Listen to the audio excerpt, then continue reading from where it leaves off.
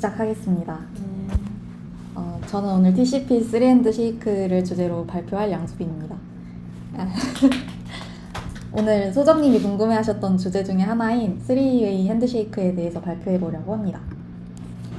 CS 공부할 때 3웨이 핸드쉐이크 단어 키워드는 되게 많이 들어봤는데 명확하게는 저는 잘 모르고 있었습니다. 그러다가 이번에 정보보안 기사 시험 준비를 하면서 네트워크 관련된 키워드를 접할 기회가 좀 많아져서 이렇게 소개를 해보게 됐습니다. 3웨이 핸드쉐이크가 어떤 식으로 진행이 되는지, 그리고 3웨이 핸드쉐이크에서 발생할 수 있는 보안 공격들 같은 것도 소개를 해보고 어떤 방면으로 사용되고 있는지도 알려드리려고 합니다. 좀 다양한 키워드를 설명드릴 수 있게 준비해서 주소가 좀 없을 수 있으니 질문 많이 부탁드립니다. 일단 3웨이 핸드쉐이크가 어디서 일어나는지에 대한 질문인데요. 3웨이 핸드쉐이크는 웹통신을 주고받을 때 OSI 7계층 모델에서 4계층 쪽에서 일어나게 됩니다. OSI 7계층은 다들 대충이라도 안다고 생각하고 넘어가겠습니다. 여기서 딱 하나만 기억해 주시면 되는데, 계층이 7개로 나눠져 있는 이유가 각 계층에서 해결하려고 하는 문제도 다르고 에러가 발생했을 때 장애 전파를 그 레이어에서만 끝내려고 이렇게 계층을 논리적으로 구분하고 있다고 이해해 주시면 좋을 것 같아요. 그래서 저희가 쓰고 있는 HTTP나 HTTPS 같은 건 다 7계층에서 발생하고요. 그리고 TLS, 이거 이따가 설명드릴 건데 이건 6계층, 그리고 TCP, 지금 설명드릴 TCP 3웨이 핸드쉐이크는 4계층에서 발생을 하게 됩니다. 본론으로 들어가서 3웨이 핸드쉐이크는 총 3번의 연결 수립 과정을 맺어서 안전하게 웹상의 연결을 보장하는 프로토콜입니다. 그래서 왜 3번인지를 좀 설명을 드려보려고 해요. 그래서 왼쪽을 보시면 연결 수립 과정이 2번 만에 끝난다고 가정을 하고 그림을 그려봤는데요. 일단 클라이언트에서 서버 측으로 요청을 보낸 다음에 서버에서 클라이언트 측으로 잘 받았다고 응답을 주기만 하면 끝나게 됩니다. 그런데 클라이언트 입장에서는 서버가 살아있고 나한테 답도 왔다고 확인을 했는데 서버 입장에서는 클라이언트가 받았는지를 모르잖아요. 그래서 서버 입장에서는 클라이언트가 살았는지 제대로 받았는지 이런 여부를 알 수가 없습니다. 서버는 항상 안전한 연결을 보장하기 위해서 클라이언트 상태를 체크하고 있는데 이런 확인 절차가 없기 때문에 이 연결이 잘 수립되었는지 클라이언트 입장에서는 알 수 있지만 서버 측에서는 보장이 안 되는 겁니다. 그래서 이제 3번째 액이라는 키워드가 필요하게 되는데요. 오른쪽을 보시면 이제 3번째에서 나 받았다를 서버에게 알려줌으로써 양방향으로 연결이 수립이 되게 됩니다. 그래서 이제 다 연결 수립이 됐으면 에스타빌리시드라고 이제 TCP 핸드쉐이크 과정도 상태 정의가 이루어지는데 이 연결 수립이 완료되었다는 상태로 변경이 되게 됩니다. 그래서 이런 최소한의 연결 과정이 3번 필요하기 때문에 3웨이 핸드쉐이크입니다. 이제 실제로 메시지를 한번 볼 건데요. 첫 번째로 그냥 싱크라고 하겠습니다.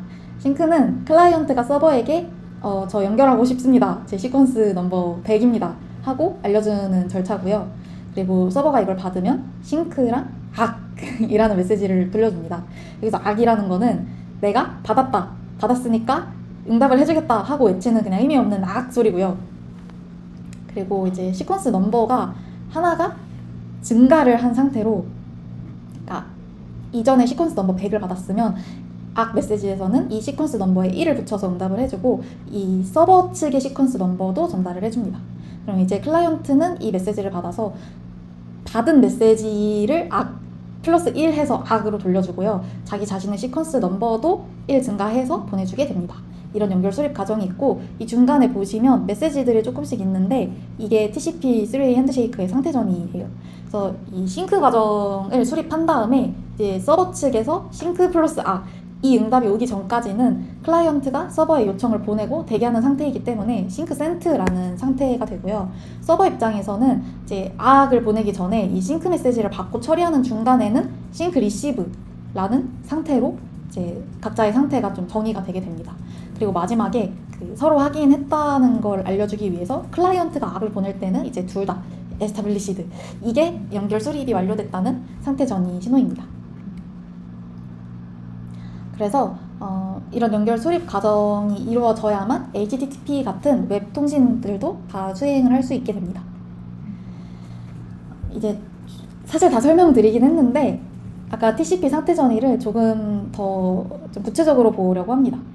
일단 왼쪽이 연결이 수립될 때고 오른쪽이 연결이 종료될 때입니다. 연결이 수립될 때는 방금 전에 설명드린 흐름이 그대로 진행이 되는데요. 맨 처음에는 상태가 클로즈드로 시작을 해요. 클로즈로 시작을 했다가 이제 싱크 메시지를 주고 받으면서 상태가 바뀌고 최종적으로 이제 연결 수립 상태가 되고요. 눈여겨볼 게 이 싱크 리시브인데요. 이 상태가 조금 뒤에 설명드릴 이 TCP 관련 보안 공격의 표적이 됩니다. 이 리시브라는 거는 이제 클라이언트가 악을 보내주기를 기다리는 상태라고 이해를 해주시면 됩니다. 오른쪽에 연결 종료는요, 4번이 이루어지는데요. 이거는 궁금하신가요? HTTPS여서 그런가요? 아닙니다. 놀랍게도 일반 TCP도 연결 끊을 때는 4번으로 통신을 해요. 그레이스풀? 네? 그레이스풀 셧다운에서 내거나. 맞아요. 그러니까 좀 설명을 드려보면은 이제 왜 3번이 아니고 왜 4번인지 이거 위주로 좀 설명을 드려보면, 일단 서버가 종료하기 위해서는 아까 싱크로나이즈 신호를 보냈는데 이번에는 종료를 위해서 피니시 신호를 보내게 되거든요. 네, 메시지 전송을 하고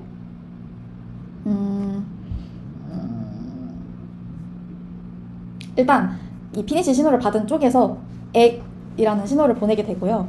그 다음에 이제 자기가 끝났다는 파이널 신호를 보내게 됩니다. 이거를 왜 2번을 나눠서 보내냐면요, 이게 연결을 끊는 거기 때문에 연결을 끊기 전에 이 TCP 연결이 된 동안 수행했었던 어떤 동작이 있을 거잖아요. 그 동작이 끝났는지 안 끝났는지 알 수 없기 때문에 그 동작들이 안전하게 끝났다라는 걸 알려주기 위해서 이제 수신자가 그 파이널 신호를 한 번 더 보내주게 돼요. 그래서 처음에 자기가 끝났다는 그 신호를 받게 되면은 이제 먼저 보내고, 값이 진짜로 다 끝난 게 확실하다 하면은 이 핀 신호를 한 번 더 보내고요. 그럼 이 핀 신호를 받은 쪽에서 다시 핀 신호 받았다고 이라는 메시지를 보내서 이렇게 총 4번 이루어지게 됩니다. 근데 그 마지막에 타임 웨이트 이거 보이시나요?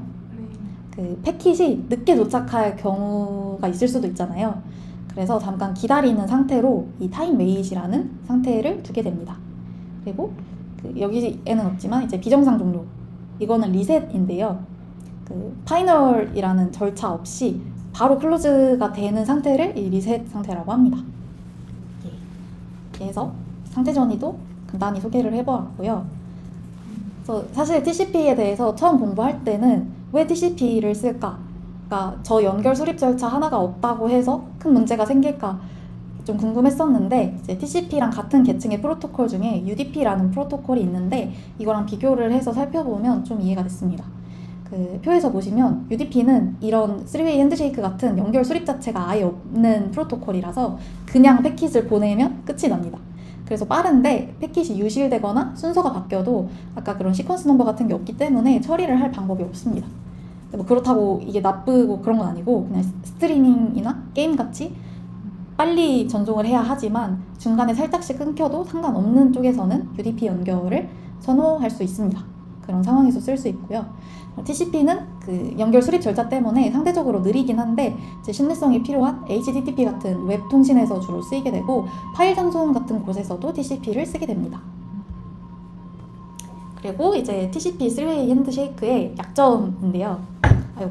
일단 왼쪽이 저희가 아는 그 정상적으로 연결 수립이 됐을 때의 상태이고, 오른쪽이 하프 오픈이라는 상태입니다.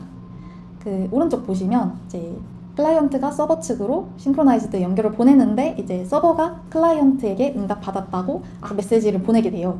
근데 이제 클라이언트가 서버에 메시지를 다시 안 주게 됩니다.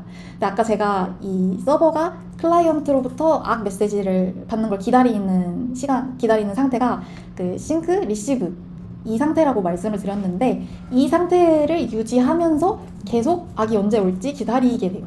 그러면 당연히 이 연결 수립하는 이 네트워크의 큐 하나를 계속 차지를 하게 되는데, 근데 누군가 약간 악의적인 마음을 가지고 일부러 신호를 안 보내고 이 싱크로나이즈드 신호만 계속 보내서 큐를 좀 고의적으로 차지하게 하는 행위가 생길 수도 있잖아요. 그래서 제가 방금 말씀드린 그런 고의적인 경우를 보안 공격, 그러니까 도스 공격 중에 하나로 싱크 플루딩 공격이라고 합니다. 도스도 그냥 간단하게 설명드리면 도스는 서버의 가용성을 무너뜨리는 공격이에요. 가용성이라는 거는 서버가 정상적으로 어떤 절차를 처리할 수 없게끔 그러니까 정상적인 처리 절차를 방해하는 공격들은 그냥 다 뭉뚱그려서 도스라고 하고요. 이 싱크 플루딩 공격 같은 경우는 이제 TCP 연결을 방해해서 이 아까 말씀드렸던 연결이 너무 많아서 그 연결된 자원들을 소모하게 한다고 했는데 그 자원이 백로그 큐라고 하거든요. 이게 네트워크 연결을 하려면 이 큐에 접근을 해야만 서로 이렇게 연결 수립을 해서 연결을 할 수가 있는데 이 큐를 마비시켜서 이제 다른 쪽에서 우리 서버를 이용하지 못하게 하는 게 싱크 플루딩 공격입니다. 근데 이건 또 TCP 공격이기 때문에 아까 HTTP나 HTTPS나 다 공격이 먹힙니다. 그래서 이걸 어떻게 막을지도 같이 좀 찾아봤는데 일단 두 가지 대응 방식이 있습니다. 첫 번째가 싱크 쿠키라는 건데요. 쿠키가 원래 웹 계층에서는 그냥 그 클라이언트의 값을 저장하는 작은 데이터 더미 정도로 쓰이잖아요. 근데 이것도 약간 비슷한 의미입니다. 일단 싱크를 받아도 그 백로그 큐에 직접 올리지 않고요. 그 싱크랑 악 메시지에 암호화된 쿠키를 담아서 보내고 이제 악 메시지가 왔을 때 그 쿠키를 검증해서 맞으면 그때 이제 백로그 큐에 넣고 연결도 수립을 하는 방식입니다. 그러니까 앞에 검증 단계를 하나 두고 검증이 완료돼야만 이제 넣는 거라고 생각을 하시면 됩니다. 이제 다음 대책인데요. 레이트 리미팅이라는 대응법도 있습니다. 이건 이제 같은 IP 보통 연결 수립을 하게 되면은 IP 정보가 같이 넘어오게 되는데 이 IP가 짧은 시간에 싱크라는 메시지를 너무 많이 보내게 되면 차단해버리는 기능이에요. 그래서 정상 사용자는 일반적으로 뭐 1초에 뭐 최대 10번의 연결을 한다 이런 임계치를 정해둔 다음에 어떤 사용자가 갑자기 1초에 뭐 5,000개 연결을 수립하려고 했다 하면 이걸 비정상 신호로 보고 차단을 해버리는 겁니다. 그래서 이런 레이트 리미팅이라는 게 그 방화벽이나 아니면 AWS ALB 같은 로드 밸런서 쪽에서 적용을 해서 좀 필터링을 할 수가 있습니다. 근데 이제 보통은 보안 그 대비가 좀 되어 있으면 싱크 쿠키랑 레이트 리미팅이랑 같이 사용을 한다고 하고요. 그리고 사실 하나만 써서는 이제 트래픽이 좀 적은 상황에서 발생하는 플루딩이나 아니면 좀 위조 같은 것들을 막을 수 없기 때문에 보통은 같이 사용을 하게 됩니다. 그리고 이제 마지막인데 이 TCP 연결에서 연결 수립 절차는 봤는데 근데 이제 연결을 수립해서 그냥 메시지를 주고받기만 하면 도청이라는 위험에 처할 수가 있습니다. 도청은 당연한 말이지만 그 주고받는 메시지를 그냥 훔쳐보는 행위이고요. 사실 큰 문제가 아니라고 생각할 수도 있지만 생각보다 이런 HTTP 연결에 그 개인정보나 아니면은 민감 정보 같은 것들이 담겨져 있는 경우가 꽤 많은데 이걸 도청을 통해서 다 확인을 할 수 있기 때문에 꼭 막아야 되는 부분입니다. 또 저희가 보시면 이제 TCP 3-way 핸드쉐이크 같은 경우는 보통 이 웹 계층에 도달하기 전에 미리 수립을 하고 들어오는 거라서 이 이후에 데이터가 어떻게 되는지는 관여를 하지 않아요. 그래서 이제 해야 되는 게 바로 TLS 핸드쉐이크입니다. 아까 HTTPS 때문이냐고 질문을 주셨었잖아요. 그게 지금 문제를 해결할 수 있는 방식이고요. HTTPS는 좀 간단하게 말하면 아까 그 TCP의 3-way 핸드쉐이크 절차를 거친 다음에 그 표현계층이 맞나? 표현계층에서 이 데이터가 암호화가 되어 있는지 또 한 번 검증을 해주고 암호화 키를 공유한 상태라면 이제 암호화해서 보내주는 단계입니다. 사실 이 사이에 되게 키워드들이 많아요. 뭐 비대칭키의 키 교환이나 대칭키 사용이나 뭐 그걸로 인한 기밀성 같은 것들이 있는데 좀 풀어서 그냥 데이터를 암호화할 수 있다. 그리고 그 암호화를 하기 위해서는 TLS 핸드쉐이크 절차를 수립해야 한다 정도로만 알아주시면 될 것 같아요. 사실 이게 과정이 좀 많은데 사실 다 알고 있을 필요는 없다고 생각하고요. 딱 하나만 알고 계시면 됩니다. 그 아까 제가 비대칭키를 말씀드렸었는데 사실 그 암호화는 항상 대칭키라고 암호화랑 복호화를 같은 키로 하는 키로 암호를 수행하게 돼요. 근데 문제가 키를 하나만 쓰는 거기 때문에 한 키를 복제해서 이제 뭐 서버가 클라이언트로 보내든 클라이언트가 서버로 보내든 이 키를 주고받는 과정이 있어야 하는데 제가 아까 그 TCP 3-way 핸드쉐이크만으로는 HTTP의 연결에 데이터를 암호화할 수 없다고 말씀드렸잖아요. 그 말인즉슨 키를 HTTP로 주고받을 때 키가 도청당할 수 있습니다.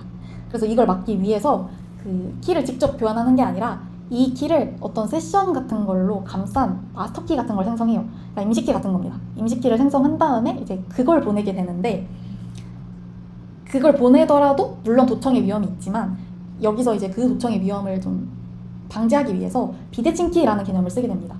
그래서 보통은 이제 클라이언트 서버 구조에서는 서버에 공개 키가 있고, 서버에 개인 키도 있는데, 클라이언트는 서버에 공개 키를 이용해서 이 아까 말씀드린 마스터 키 세션을 전달을 하게 되고요. 암호화해서 전달을 하게 되고, 이 개인 키는 서버만 들고 있는 정보이기 때문에 다른 곳에 노출되지 않고 서버가 그 암호화된 데이터를 복호화해서 가지고 있게 됩니다. 그러면 이제 서로 안전하게 그 한 차례의 데이터를 주고받을 수가 있는데, 근데 이렇게 계속 연결을 주고받으면 너무 느려요. 왜냐면 비대칭 키가 대칭 키에 거의 몇십 배까지 속도가 느려질 수 있습니다. 그래서 사실 경우에 따라서 몇백 배가 되기도 합니다. 그래서 이렇게 느린 케이스를 좀 방지하고 빠르게 통신을 주고받기 위해서 처음에는 대칭 키 교환을 위한 비대칭 키 교환 수립을 진행을 하고, 이 절차가 TLS 핸드쉐이크에 다 끝나게 됩니다. 이 핸드쉐이크 과정이 끝나게 되면 이후에는 또 수립 절차가 하나가 있는데, 리시버였나? 이름이 잘 생각이 나진 않지만 그 과정을 통해서 또 연결을 다른 방식으로 주고받게 돼요.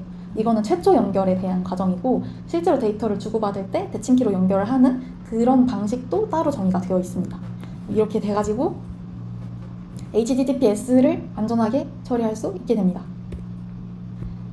정리를 해보면 HTTPS는 TCP 3-way 핸드쉐이크 더하기 TLS 핸드쉐이크입니다. 그리고 이제 표를 보시면 저희가 브라우저에서 HTTPS 사이트를 열 때 일어나는 순서를 볼 수가 있는데, 그냥 방금 설명한 거 정리해둔 그림이니까 참고만 해주십시오. 네, 이거는 그냥 보라고 다시 정리해둔 거고요. 이상입니다. 와.